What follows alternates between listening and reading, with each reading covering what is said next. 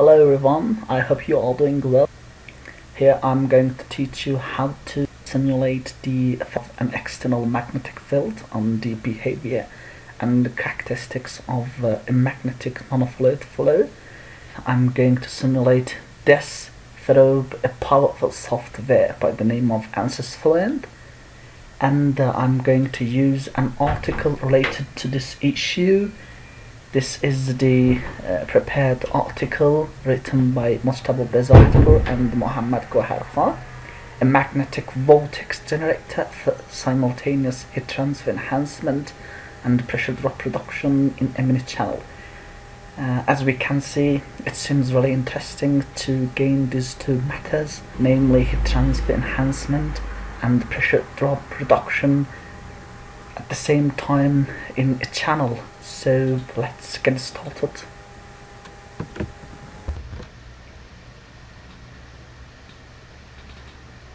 First of all, I want to go to the section to draw the geometry of our problem, and according to the article we have at our disposal, we can see the problem and the geometry. So it is really simple. It is a two-dimensional channel, and a nanofluid goes through it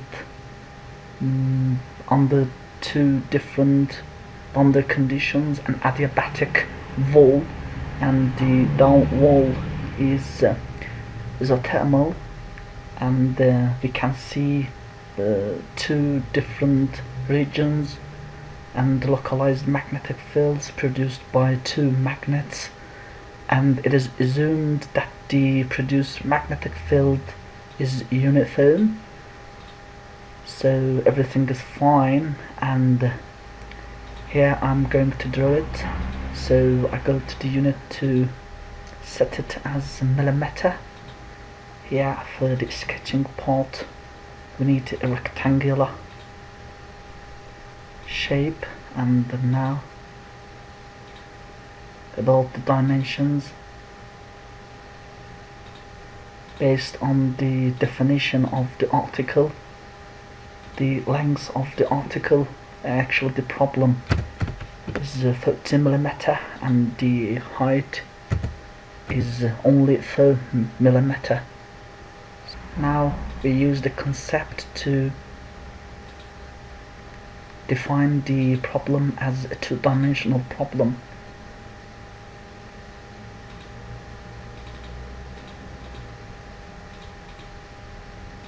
Now we define that as a two-dimensional problem, and the only thing remains here is selecting names for different parts. This is the inlet part,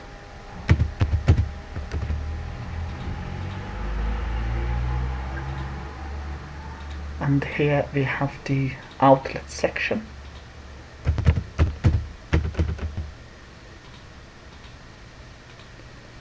and the upper wall,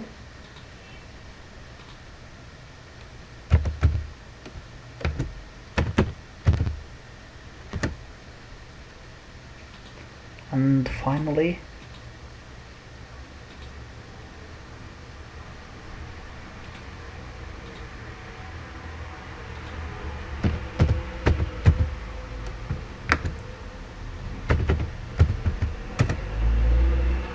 now our problem is prepared, and we can leave this part and go to the second part to select an appropriate mesh to our problem.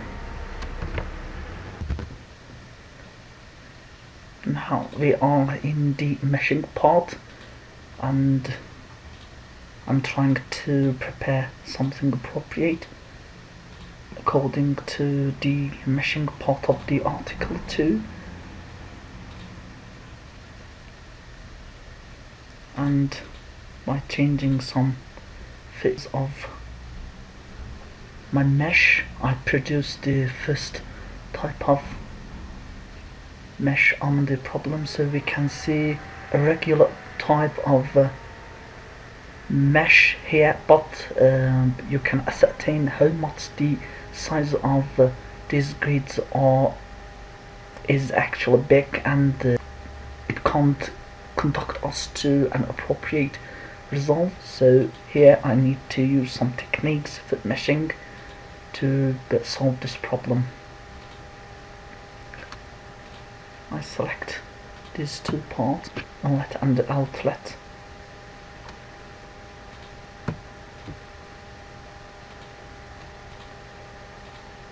and divide these parts into here I'm going to use this type, bias type, which is a significant feature of meshing, and you can see that I selected bias factor to make the division part here smaller, which is near the boundary condition, and the change here near the wall is too high. So here I have the same scenario too, and I do the same for the two rest parts too. Again, from the sizing part, I divided these boundaries to 200 parts, and for sure you know that we don't have any remarkable change along the channel, and I don't need to use this part, namely bias type. And again I produce the second type of my mesh, and now we can see kinda appropriate meshing here, but unfortunately regulation here and here. We need to correct these two parts too, and I need to take the last step, and it is using this feature of meshing, mapped face meshing. So by using this I can fix the problem and make an appropriate. So here I should apply this and then click on update button. Now you can see that we could fix this problem, and here near the walls you have smaller grids to cover the huge changes here and here near the walls, and it is similar to the mesh we can see in the article, and we can change these grids and their size by using and manipulating these features and changing these values. So we have prepared our mesh 2, and we have nothing to do here in this part, and we can leave this part and go to the next part to have some specific changes too.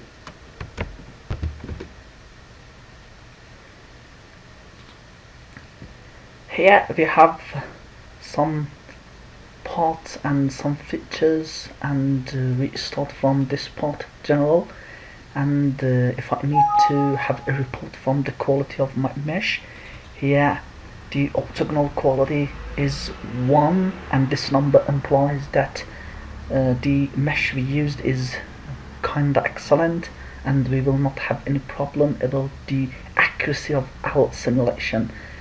And here the solver box, so we use pressure based type and absolute velocity formulation, and the condition based on the information we have at our disposal from the article is steady state, not transient, and we don't activate gravity since it is ignored in the article, and we do the same for models. So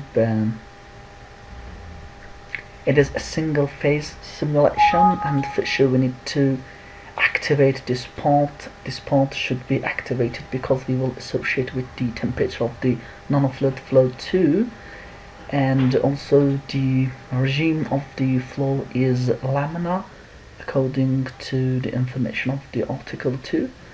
And for the materials, the nanofluid should be defined here.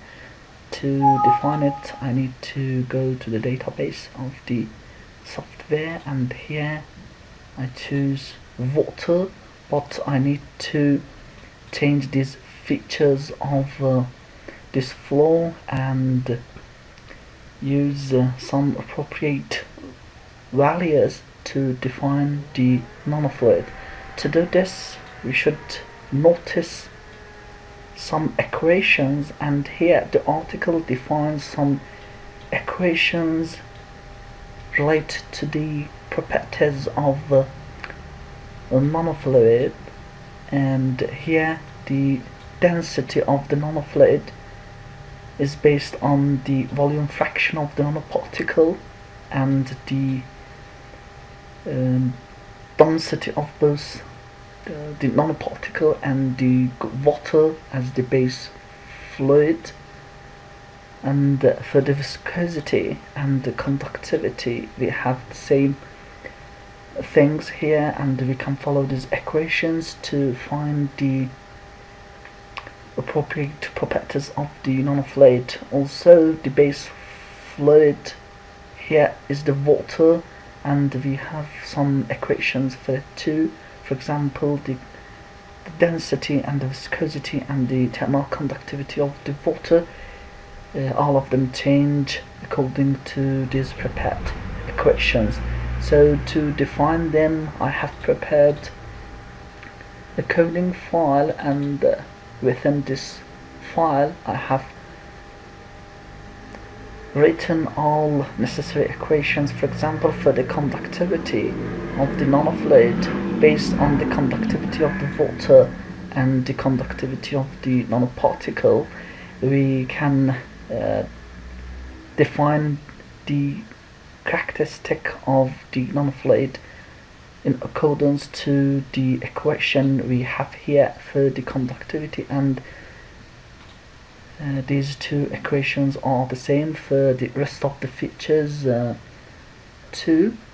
So I need to define this and interpret it in the simulation, and the software should identify this file too. To do this, I go to this part, and this way I interpret the file I need, and this is the file I need, and here I interpret it. We can see no error here, and it means that the equations I described are flawless. So here, for the water, first of all I need to change its name.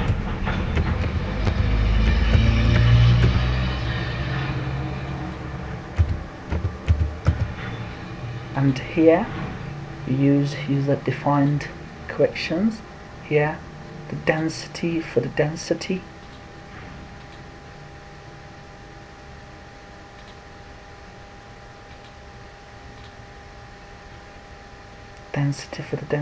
and here for the specific thermal capacity, I use just a constant value. For the thermal conductivity, I use this. And for the viscosity, again I use the viscosity equation according to the file. And now I have this part, and so we go to this part, selection condition, to select nanofluid,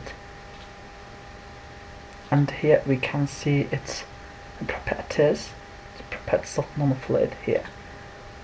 So the next is ponder condition, and the flow is laminar.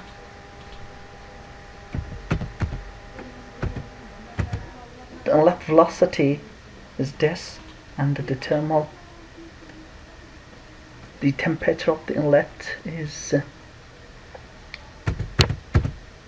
298 Kelvin, and this is the unit of the temperature. For the outlet, we use pressure outlet, and for the door wall, we again insert the boundary condition, which is 300 Kelvin here, and is a thermal wall here we have, and 30 hot wall. We use an isolated type here. Heat flux is 0.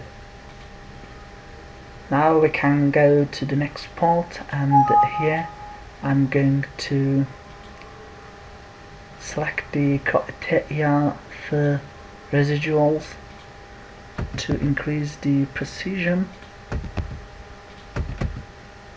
I use these values for the energy and continuity and the velocity. So here I should initialize. Now I initialize, and everything is done, and we need to collect this to calculate. Now we start the calculation.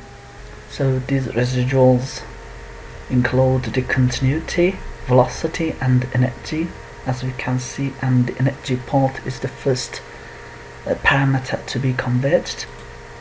The calculation, and we go to this part, graphics and animators, to display the change in the temperature of the nanofluid flow, and here we can variation of the temperature and variation of the temperature along the channel for the nanofluid flow, the growth of the boundary layer here, and we can display the change for the velocity and its magnitude within the channel 2. So we should notice that we didn't apply any magnetic field here, and this is the simple form of the simulation, and from this moment onwards I'm going to do that, and you should notice more.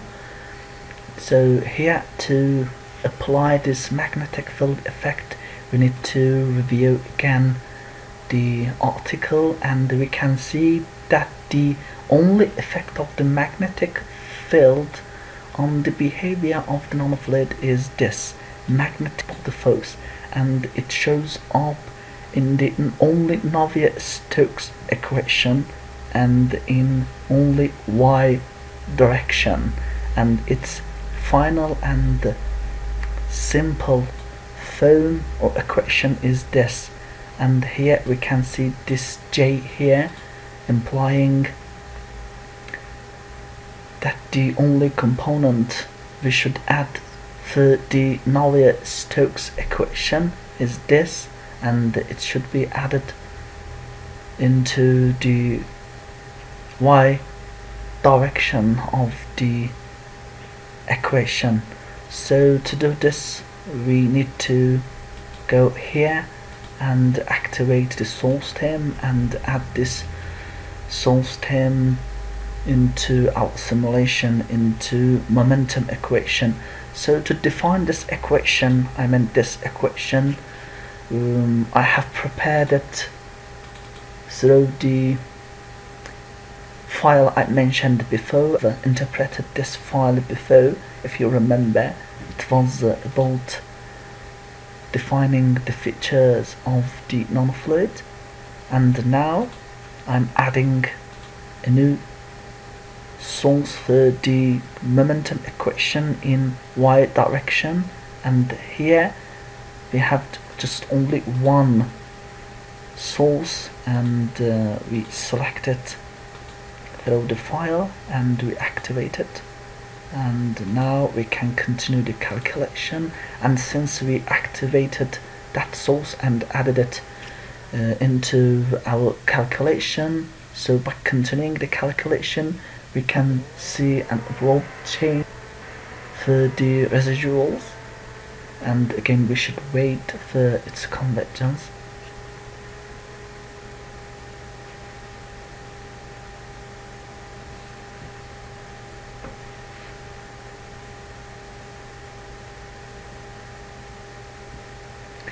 As we can see, the energy parameter is the first parameter to be converted, and we should wait for the mass conservation and the velocity, namely continuity and velocity in y and x directions. Now calculation complete, and again we can display the contour for the temperature and the velocity, and now we can see the striking change here, exactly the magnetic field, a uniform magnetic field. And so this change for the thermal bonded layer is obvious here along the channel, and the same variation can be found for the velocity too. And so here the magnitude of the velocity is lower, and above this region we can see, due to the continuity, here the velocity decreases, and here the velocity must be increased to keep the continuity and the conservation. So the article has obtained the same result, and we can see the result for both velocity and the temperature here. And the style of the demonstration by the article is different because of using a different software for indication, and we are going to use the same software too. And here this is the same change we can see, and the software used for demonstration of the variation of the temperature and velocity in the article is TechPlot, and that's why I'm going to export the results and show the results and the variations through the mentioned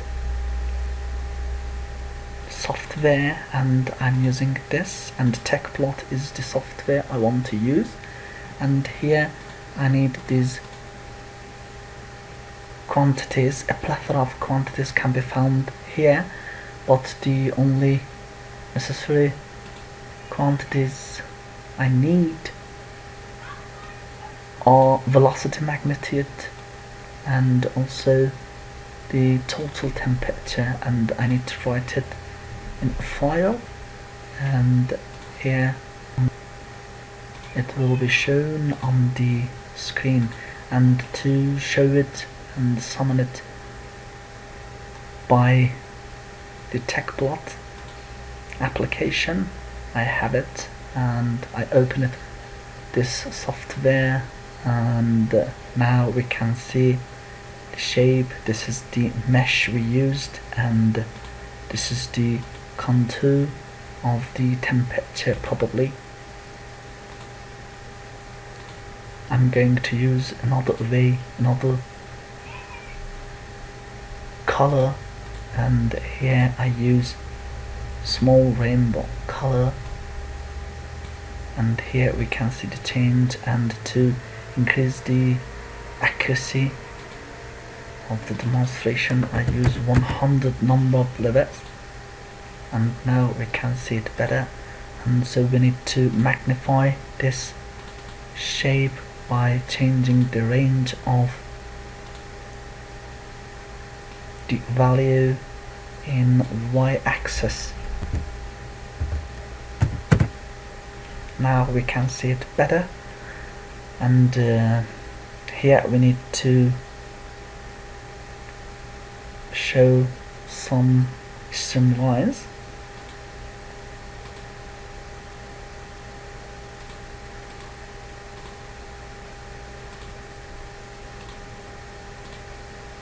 You can see these streamlines here. I increase the thickness of the line, streamline, and also here I need to decrease the max steps. And here we will have the vortex and this is the effect of the applied magnetic field. And we can use at the same time the background color to be velocity magnitude 2, and also we can use vectors for the demonstration, but we need to change some details for the vectors.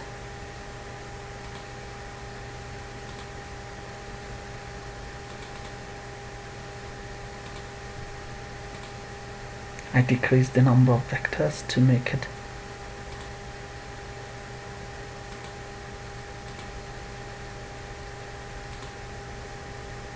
much more understandable.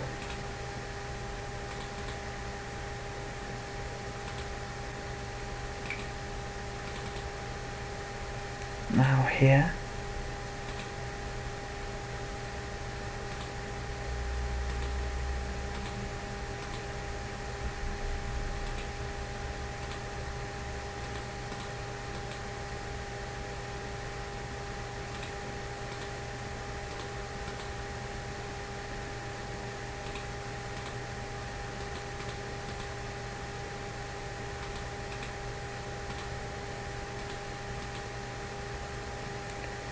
it is better for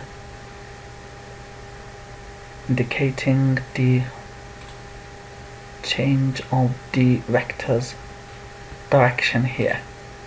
So this is the prepared thing, and it is similar to the prepared result by the article 2 here. So we can increase the magnitude of vectors by doing this, so we can see the change. In the end, I would like to talk about the last part of the article, which is the most interesting part in my opinion, and it is about a comparison carried out by the authors and this article by employing 3 different vortex generators in the channel. So the first one is the baffle installed here within the channel, and the formation of a huge vortex behind it, and the way it affects the nanofluid and changes its direction within the channel. So the second one is the employment of a wire here at this region, and based on the non-uniform magnetic field production around this wire, we can see its effect on the behavior and the direction of the non-fluid flow in the channel. So the third point of this evaluation and comparison is the location of these 3 vortex generators, and all of them are located at the same point along the channel. So this is a good benchmark in my opinion, and quantitatively speaking, we can review the result revealed by this table, and it says that the result compared to the symbol case, we can see a subtle increment of average Nusselt number by employing the baffle within the channel, and another subtle increment of the average Nusselt number by using the wire within the channel. And here is the remarkable improvement of average Nusselt number by using 2 magnets and producing a uniform magnetic field. So it implies that the heat transfer increases significantly too. On the other hand, we have this non-dimensional parameter to imply the pressure drop reduction within the channel.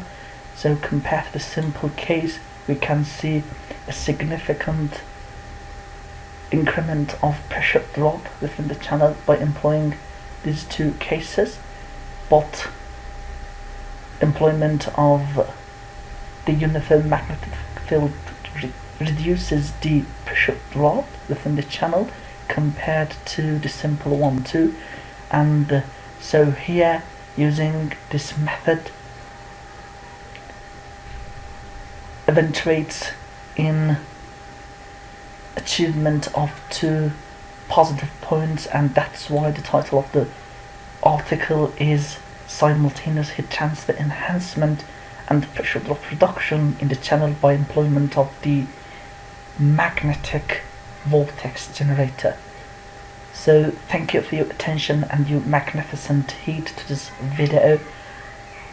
My name is Mujtaba Bezayatpur. I'm the creator of this video, and you can share your idea in the comments, and also you can communicate with me through the email I leave below. So thank you again.